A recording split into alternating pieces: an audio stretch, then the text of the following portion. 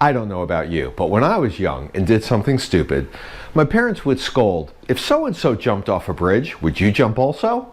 The question itself was meant to be somewhat rhetorical in nature. The expected answer was no, but being who I was, I went ahead and tried to postulate all of the what-if solutions to the quandary, which of course only got me into deeper trouble.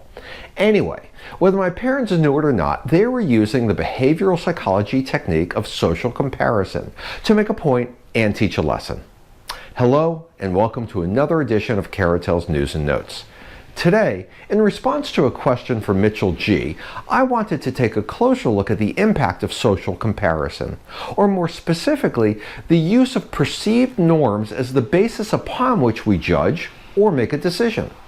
Although today many norms are questionably provided anonymously via social media or without any basis by your neighbors and friends, Mitchell's question was about judging portfolio performance versus a widely used financial norm, a market index. Specifically, I'm referring to the media's use of, for example, the Dow, NASDAQ, or S&P 500, or any other index in vogue, as representative of the normative portfolio performance for everyone, for any particular year, quarter, month, or, if you watch or read any of the numerous television networks or websites, day, hour, minute, or second.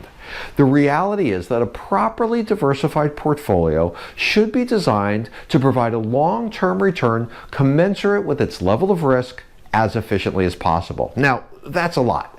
But what it essentially means is that you need to know and be cognizant of what your portfolio is designed to do.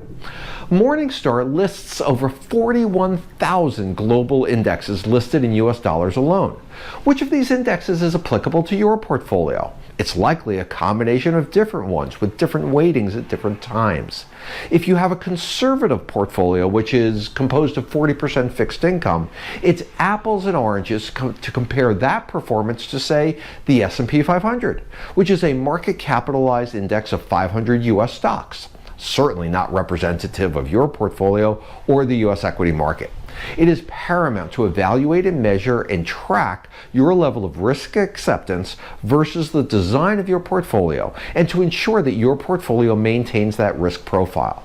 Although no one can predict the future and investment losses are a very real possibility, portfolio investment strategies need to be selected for inclusion and weighted such that historical parameters are applied to current economic and market data to create a diversified portfolio that should allow long-term risk-adjusted outperformance. It is equally important to regularly monitor and rebalance that portfolio to ensure the risk of the portfolio continues to be aligned with your level of risk acceptance. Further, there needs to be an acknowledgement that at any particular point in time, a particular strategy may be out of favor. For example, a specific strategy designed to protect in a bear market will tend to underperform relative to that market in a bullish environment. Remember, all investing entails a level of risk. Proper investing reflects consideration of your risk-reward parameters and time frame. If you don't know your risk profile, we provide a free resource on Caratel's homepage to do just that.